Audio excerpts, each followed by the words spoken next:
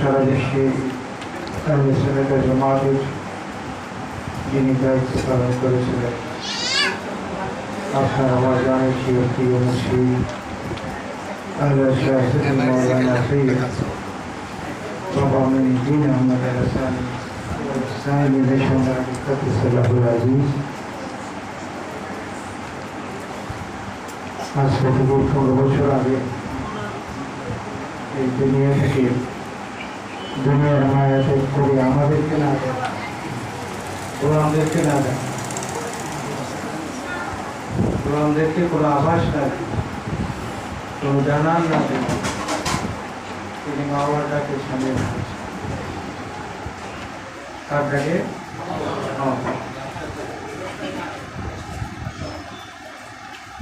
আমি এরকম বলেছি,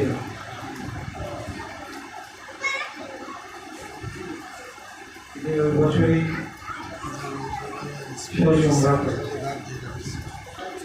আমি সৌভাগ্যবান, আমার মসজিদ বাংলাদেশে আপাতত বাহন করেছেন, ততবারই আমাদের সাথে একবার একাই পাঠিয়েছেন, একবার একা পাঠিয়েছেন 1996 সালে এই খানকা শরীফ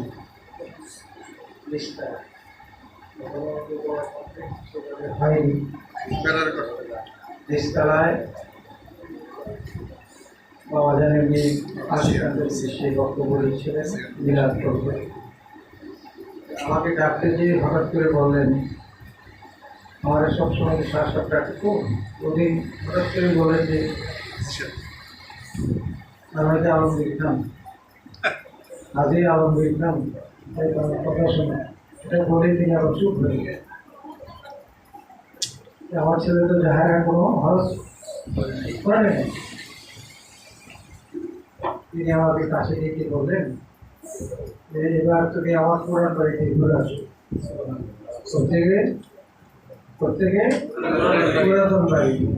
আমি বলছি দরবার শরীফের যে বাড়িটা ছেড়ে আসছেন, এই বাড়িতে জন্ম নিয়েছিলেন, সেই বাড়িটা ছেড়ে আসে নতুন বাড়ি করেছেন, ওদের ওই বাড়িতে দেখে তোমার জন্য বুঝলেন চাকরি বাসের কথা বলতে তোমাদের আমাদের সাথে আমি আবার কিছু বুঝিত, তবে এটা আপনি ওদের আমরা আওলাদ না জি। আমার পুরান বাড়ি তো একটা মদিনা, আমার পুরান বাড়ি করে আমার পুরান বাড়ি তো মদিনা, তোর মদিনা যাইতে কইতে এই বছর তোরে হুকুম দিলাম তুই মদিনা যাবি, বরবাস করবি। অনেক হজের মৌসুম তখন হয় না, অনেক এই বক্তব্য এই খানকা শরীফে দিয়েছি। আমি বেগরম ভুলে গিয়েছিলাম, আমাদের কিছু বেস ব্যাগ সার্টিফিকেট দরকার, তখন উপযুক্ত আরেকদিন খতিব ছিলেন, তিনি অফার করেছেন সাতপুরী মসজিদের খতিব ইমাম এবং চশিলার একজন বড় খতিব ছিলেন, তিনিও আমাদের সাথে গেলেন। 11 জন গেলাম। আমার হঠাৎ করে মনে হয়েছে যে আমরা তখন খুব বেশি বাকি নেই, মাত্র 2 সপ্তাহ পরেই আমাদের ফ্লাইট করে চলে গেছি। এই 2 সপ্তাহ মধ্যে রেডি হয়ে সব কিছু রেডি করলাম, পরে আমার খুব যেতে হবে, টাকা পয়সা যেগুলো জোগাড় হয়ে গেছে এটা মালিককে দয়া করে জোগাড় করে নিয়ত পরিষ্কার থাকতে কি হয়, কাজে নিয়ম পরিষ্কার, তাহলে টাকার অভাব হয়। মালিকের পক্ষ থেকে আমার সব কিছু হয়ে গেছে, আমরা হজে গিয়েছি।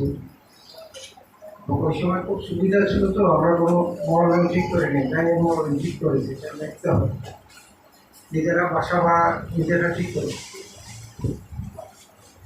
আমাদের সুবিধা মতো আমরা বাসা ভাড়া করেছি অল্প পয়সায়। শশীরা যে বিষয় ছিলেন ইমাম সাহেব আমাদের সাথে একটু মসজিদ, তিনি আমাকে খুব রাগ করতেন। শশীরা যত পরিধান আছে তারা যে আমার সম্বন্ধে কি বলতো, যেহেতু মনে হচ্ছিল আপনি তো তাকে অনেক লাইক করে। সে তো এই মসজিদই জমা করে নামাজ পড়ে বড় হয়েছে। সে নিজেও বলে এই মসজিদের দিকে নামাজ শিখছে। আব্দুল জলিল তখন দিনের পর ছিল মতো, তিনি আমাকে নামাজ শিখতে হবে।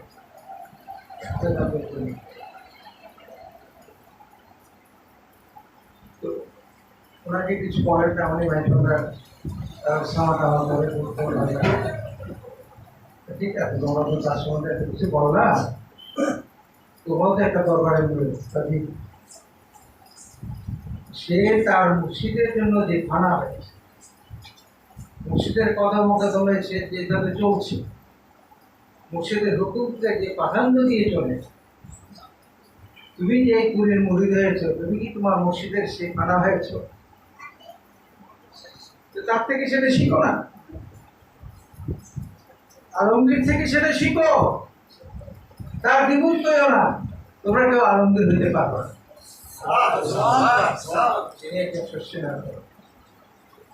তিনি মদিনায় আমাকে কাজে ধরতে, অন্যরা সব ঘুমিয়ে থাকতো, তিনি আমি গেলে খানসা করেন চলেন আমরা দরজা শুরু করি।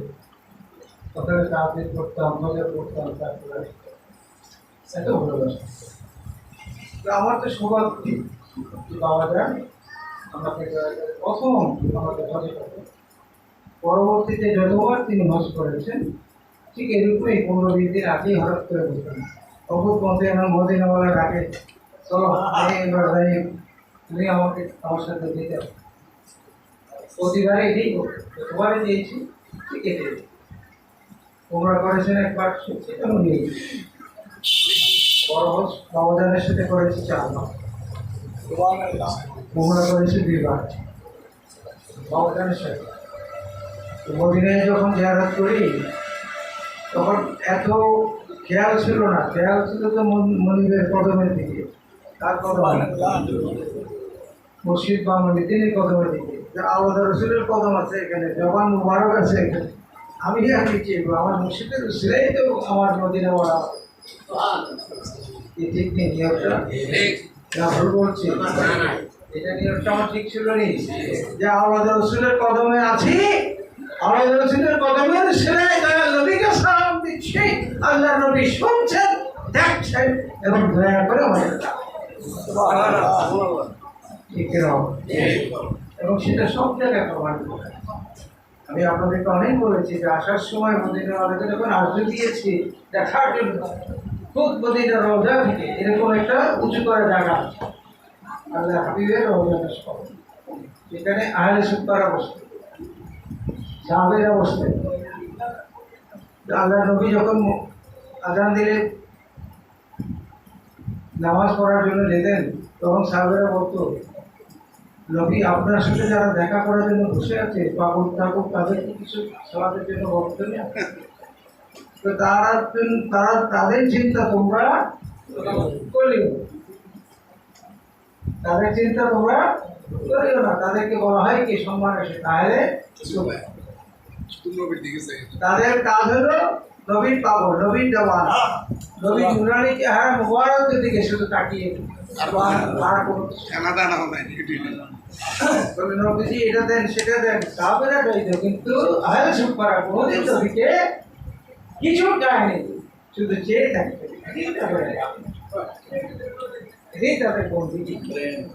আমরা কি সেই প্রেম নিয়ে, মসজিদের প্রেম নিয়ে আল্লাহকে বন্দী করতে পারছি? হ্যাঁ, অসুবিধার মধ্যে আল্লাহকে আনতে পারছি? কত চারিদিকে মন দেয়। এরকম একটা আহলে সুন্নাতের জামাতের একটা মিটিংয়ে মহিলা ভিক্টোরিয়া কলেজের সাবেক একদিন ছিল,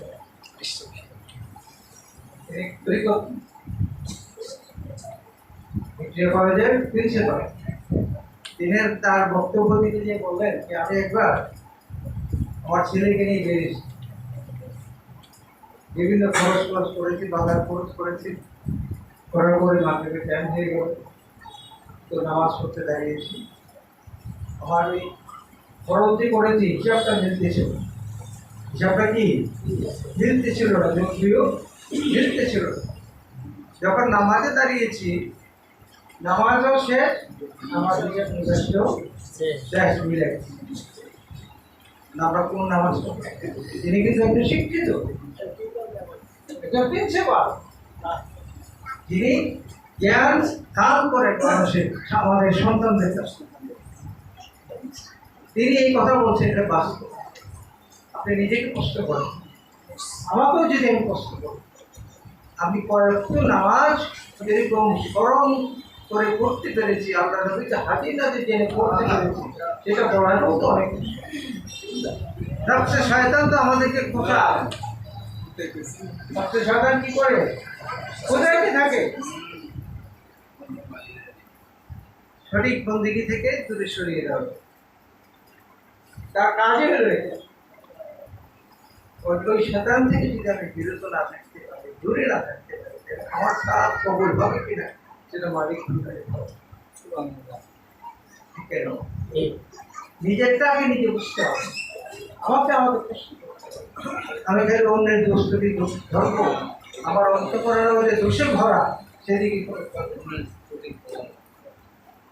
কোনো খবর নাই। নিজের হৃদয়টাকে পরিষ্কার করে, হার্টটাকে ক্লিয়ার করে। এরকম জ্ঞানী একজন দর্শন, যিনি সুফি দর্শনে নিয়ে কথা বলেন, তিনি এরকম মজলিসের মধ্যে বলতেছিলেন যে তোমার যে সারাদিনের যে কাজ করেছ, তাদের মধ্যে যে অপরাধগুলি হয়েছে, ভুল হয়েছে, গুণাগুলি জমে গেছে, সেই গুণাগুলি পরিষ্কার করার জন্য তুমি কি কাজ করেছ? কোন কাজ দিয়ে তোমার গুণাগুলি পরিষ্কার করবে? সকলে হা করে তাকিয়ে আছে, যে নামাজ তো পড়ি, রোজা তো রাখি, তারপর আবার কি করতে হবে যেটা করলে আমার গুণামুক্ত হবে? ওই সুফি বলতেছেন যে তোমরা ক্লিয়ারলি ভাবে উত্তরটা দিতে পারছো না। আমার কথাটা একটু শোনো। তুমি সারাদিন তোমার জীবনটাকে সুন্দর রাখার জন্য ঘুম থেকে উঠে দামি টুথপেস্ট ব্রাশ দিয়ে কি করবা? পাচন পরিষ্কার কর, দাঁত পরিষ্কার হচ্ছে, সুগন্ধি সাবান দিয়ে তোমার দেহটাকে তুমি কি করেছো? পরিষ্কার করেছো। দেহটা কি স্কিন মানে চামড়াটা তুমি ওয়াশ করেছো, সুগন্ধি সাবান দিয়ে তুমি গোসল করেছো, পরিষ্কার পরিচ্ছন্ন বিস্তারিত জামা পরেছো, আতর গোলাপ লাগিয়েছ। তোমার দেহের ভিতরটাকে যে অন্ধকার হয়ে আছে, যেখানে নূরের আলো প্রবেশ করার কথা, নূর দিয়ে ভরে থাকার কথা, সেখানে যে গুণাগুলি জমে আছে, যে গুনার ময়লাগুলি জমে আছে, যে হাড় কবরে হাসারে মিজানে সব জায়গায় জীবিত থাকছে, সে হাড়কে ক্লিয়ার করার জন্য, হৃদয়কে পরিষ্কার করার জন্য তুমি সেখানে কি ব্যবহার করো? এখন আমি যা করলাম সব কি বাড়ছি, যেটার সাথে হৃদয়ের কোনো সম্পর্ক নাই। ওই সবই বললেন যে এতক্ষণ তোমরা কি করে তো আল্লাহর হাবিবের প্রতি দুরূদ সালাম পেশ করেছো, আর কি করেছো? আল্লাহর জাতের উপর জিকিরুল্লাহ করেছে। তো আল্লাহর জাতের উপর জিকিরুল্লাহ এবং নবীর দুরূদ সালাম তোমার ওই হৃদয়ের ময়লা পরিষ্কার করার একমাত্র।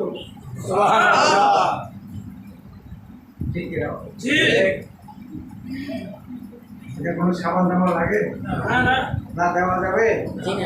এটা তো অন্তর থেকে আসে। প্রেম ভালোবাসা, সেই প্রেমের কথা বলা হচ্ছে। মুর্শিদের প্রেমের সাথে নবীর প্রেম, মুর্শিদ ছাড়া নবীকে পাওয়া যাবে না, কঠিন। তাহলে সারা দুনিয়ার মানুষ নবীকে মানে, কিন্তু নবীকে কি সেইভাবে মানে?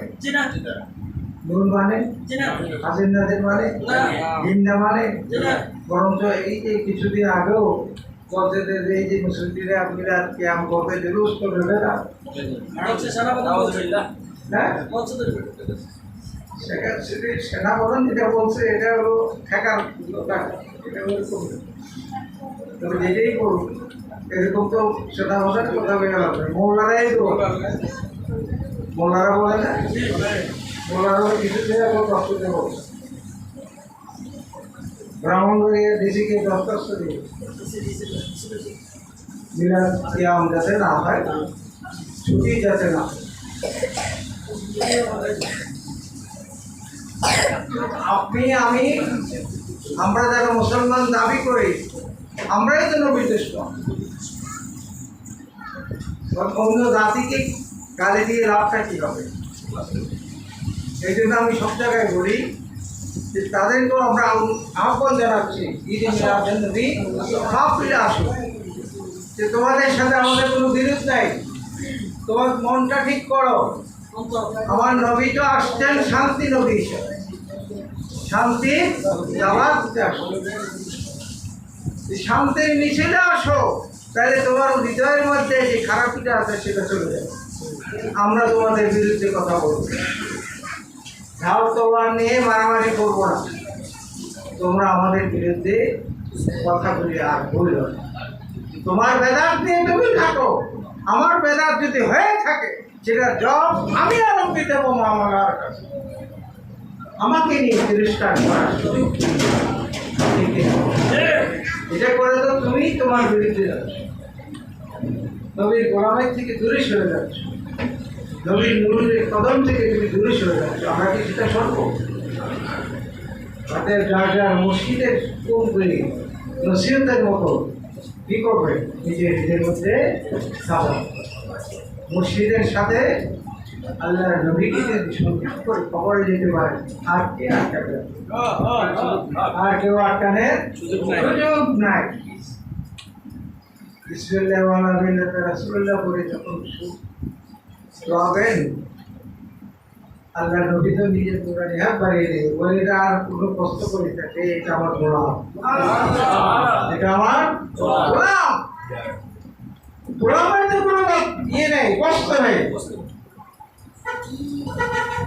আমরা তো গোলামি করছি ব্যস্ত দুজনের জন্য নয়, নবীজির কদমে থাকা।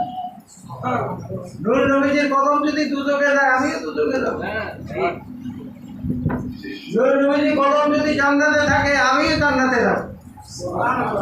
আমার